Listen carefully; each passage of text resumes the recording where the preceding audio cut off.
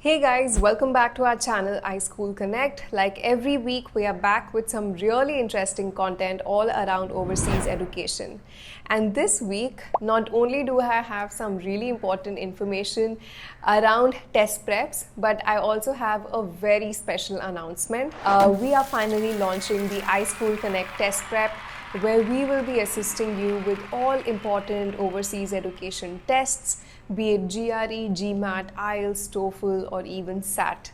Now, with these test prep solutions, you will be getting hundreds of hours of classes, you will be getting thousands of practice questions, you will also be getting a chance to talk to experts, attend live workshops, you will be getting an access to ebooks, all of that and so much more. So for all of this information, I would request you guys to go ahead and check out the link in the description. All you need to do is head to iSchoolConnect.com, or you could even book a call with our experts and they will be super happy to guide you through that entire process. Now, coming to today's video, we will be talking about each of these tests briefly.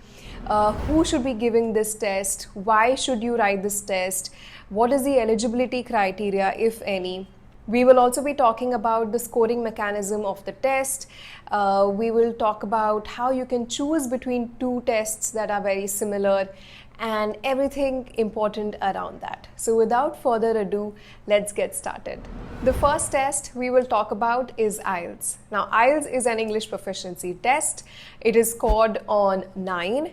And the test is essentially to test your English speaking, writing, listening skills, right? So there are 4 major sections in this test wherein you will be tested on, again, like I said, writing, reading, speaking and listening. The test is fairly easy to take if you are already familiar with the language, if you have studied in college, in school, in English. Shouldn't be very tough, but it is always good to have some level of preparation before the test, because try to understand there will be a certain level of fluency you will be tested upon. IELTS academic is what you will be going in for and not the general IELTS test.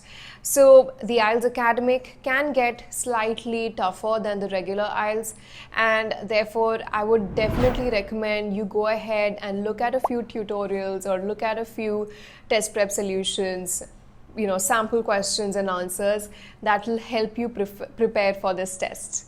And in case I forgot to mention, the average score for you to get in an IELTS test is 6.5. Anything below this would definitely mean that you should retake the test. 6.5 is something that most universities accept. Good universities would look for a score of at least 7. Next, we will talk about TOEFL, which is also an English proficiency test. The test is given on a rating of 120. The average score that you should have at hand is 82 to get into a good college. Now, again, very similar to IELTS, this test is, again, I'm going to test you on your speaking, writing, reading and listening abilities. So very similar to IELTS. I think the only difference is maybe TOEFL is more widely accepted in US and America, but IELTS is a little more widely accepted in European countries. But nonetheless, remember that both the tests have the same weightage, both the tests have the same worth and value. Maybe one differentiating factor can be that a TOEFL will cost you about $200 and an IELTS will cost you around $175. So if that is something that you want to observe, that's a decent parameter to make a choice between the two. The next test I want to talk to you guys about is the GMAT. Now, GMAT is a very crucial test if you are intending to go ahead and study your management courses such as MBA. Now, this is specifically for master level management courses. The test is scored on 800 points, and a minimum or the average score that students should have is at least 550, though I would definitely request you guys to work hard and score at least 600, 650, and the most ideal scenario would be have a score that is over 700 plus. The test will evaluate you on the basis of your analytical reasoning, your mathematical skills, your logical reasoning, and all of that. In terms of acceptance, this test is widely applicable among all major geographies, whether it is US, UK, Canada, Australia, major countries in Europe. All these top countries and institutions within these countries will accept a GMAT score for a management degree. In terms of how much time you need to prepare for this test, well, I would say that it really depends on your caliber, but definitely set aside 3 to 4 months of preparation time for you to prepare for this test. If you are not sure, a good way to test where you stand is to give a mock test before, well in advance, so that you know how much you've scored through the mock test. You have a fair idea, and that will help you prepare on areas or in areas where you are weaker and have the potential to improve. The next test we will talk about is GRE. Now, GRE is a test given by students who are preparing to go in for their masters in technology or any STEM related field, right? So that would be science, technology, engineering, and mathematics. Now, for GRE, the scoring is on 340, and your average score, a good score, would be around 290. And this test is widely accepted across all top destinations and institutions, whether it is US, UK, Europe, Canada, or Australia.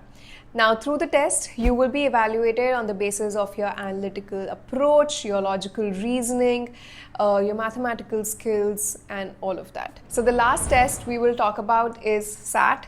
Now, this test is for undergraduate applicants. If you're going in for your bachelors, this is a test you will be giving in, and the test is scored on 1600, and the average score expected is 1060. Now, the test will cost you around $100. It will test you on skills like writing, critical reading, and math. In terms of where it is accepted, again, it is universally accepted across all top destinations: US, UK, Europe, Canada, Australia, all of them. So if you're going in for your bachelor's, this is the test you have to give. Again, try to understand in terms of which tests you'll have to give holistically. If you're going in for your bachelor's, you'll be giving a SAT and an English proficiency test, whether it is an IELTS or TOEFL. And if you're going in for a higher education, say master's, and you are pursuing an MBA, then you will give your GMAT coupled with an IELTS or TOEFL. Similarly, for scientific or tech related courses, you will be giving your GRE plus an IELTS or TOEFL.